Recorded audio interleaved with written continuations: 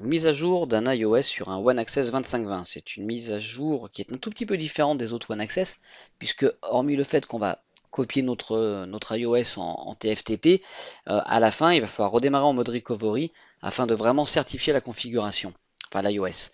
Donc pour faire cette mise à jour, on a besoin comme d'habitude d'un logiciel terminal, d'un logiciel TFTPD, de l'iOS, d'un câble réseau, d'un câble en port série. On commence toujours par aller attribuer une adresse IP à notre PC, celle qu'on veut. Moi, toujours à 10.0.0.2 avec un masque en 255 3x0. Ensuite, on va lancer notre logiciel TFTP. On va aller à l'endroit où est notre fichier iOS. Moi, il est sur le bureau. On va sélectionner notre adresse IP. Là, ici, on va faire un show dir et on va s'apercevoir qu'effectivement, mon iOS, le 3M2, est bien ici. On va le copier, comme ça, c'est fait. On va lancer notre logiciel terminal pour se connecter sur notre routeur. Par défaut, le login et le mot de passe sont admin, puisqu'il n'y a pas encore de conf dans mon routeur. Là, si on fait un show IP interface brief, on voit qu'il n'y a pas d'adresse IP attribuée sur les interfaces gigabit et que l'interface gigabit 00 est up puisque j'ai déjà branché mon câble Ethernet. Donc ça nous intéresse. On fait conft interface gigabit 0/0. On va lui attribuer une adresse, donc IP adresse. Il faut qu'elle soit conforme par rapport à ce qu'on est mis à notre ordinateur. Donc moi 10.0.0. avec le masque 255 3x0. On fait end. On refait un show IP interface brief. On voit bien que notre interface gigabit 00 a une adresse IP qui est compatible avec la 0.2 de notre ordinateur. Donc maintenant, on fait comme sur les autres One Access. On va dans cdbsa/binaries. Et là, quand on fait ls, on s'aperçoit qu'il n'y a pas d'iOS dans le répertoire. Nous, c'est pas grave. On va faire comme si c'était un autre One Access. On fait copie tftp l'adresse IP de notre PC qui est le serveur TFTP, slash le nom de l'iOS qu'on a déjà copié, et là on va directement l'appeler OneOS avec les deux O majuscules. On fait entrer, le transfert démarre, il est relativement rapide parce que c'est un iOS qui fait 71 mégas là que j'injecte, et ça va beaucoup plus vite que sur un One 540 ou un One 100. Donc voilà, l'iOS vient de s'injecter, ça a pris 55 secondes, donc un peu moins d'une minute.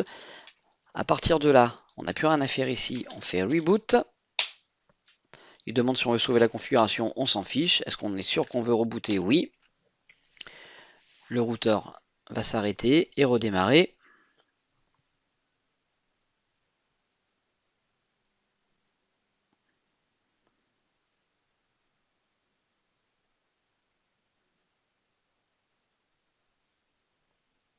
Voilà, le routeur est en train de redémarrer. Là, il va nous proposer de rentrer en mode recovery ou en mode recovery update. Nous, ce qu'on veut, c'est le mode recovery. Donc, on fait, avant qu'il n'y ait plus de petits points, on fait CTRL R. Le recovery, c'est le remon en fait du Watt 520. Donc là, on peut faire un petit coup de help. On voit toutes les formules qui sont possibles. Nous, celle qui nous intéresse, c'est install. Donc on fait help install. Et là, qu'est-ce qu'on voit? Il y a une qui s'appelle install, espace slash bsa slash binaries slash oneOS. Donc on fait simplement, on la sélectionne, on fait un clic droit, ça la recopie, on fait entrer. Là, il est en train de l'installer. Alors on a l'impression qu'il ne se passe rien pendant quelques secondes, mais en réalité, il est vraiment en train de faire son travail. Il ne faut pas s'inquiéter. Si on a un écran où rien ne bouge,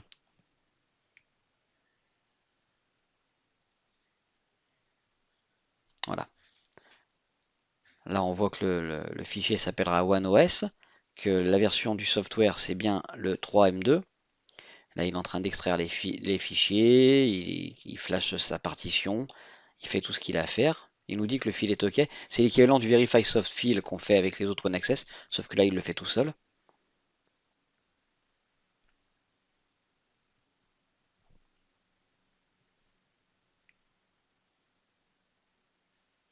Voilà, là, il a terminé. On n'a plus qu'à faire Reboot. Alors, faut pas faire de faute de frappe, sinon il faut retaper. On fait Reboot, le routeur redémarre, et là, il va redémarrer dans l'iOS qu'on vient de lui injecter.